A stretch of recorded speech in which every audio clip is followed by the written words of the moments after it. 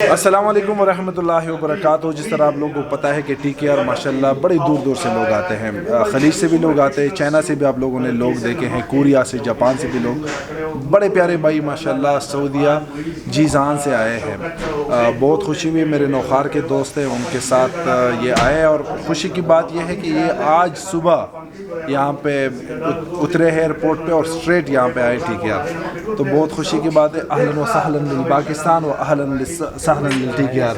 كيف حالك؟ والله الحمد لله. كيف حالك؟ كيف سعودية وكيف أخوان هناك؟ الحمد لله كله كويس تمام ما شاء الله.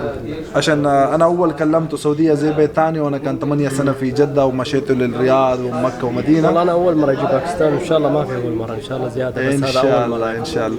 كيف الباكستان وكيف الأخوان وأنت جاي للمطعم هذا TKR؟ هذا كيف كل أخوان من شيء؟ زمان من قبل أن يجي باكستان. أوكي ما شاء الله. الحين إن شاء الله زيادة كل مرة يجي. ما شاء الله. كيف الإكسبيرينس بالTKR؟ أنت جاي للمطعم؟ مطعم كويس. يجي زيادة في الدنيا المطعم هذا، يعني في كل مكان، في السعودية أو في أي مكان يجي. إن شاء الله. إن شاء الله. أنت أول شفت الفيديو في التيك توك ولا يوتيوب؟ أيوة تيك توك. برضه في اليوتيوب برضه. أكلته هنا في TKR؟ وكيف الأكل؟ والله ما شاء الله نظيف وكويس. ممتاز يعني.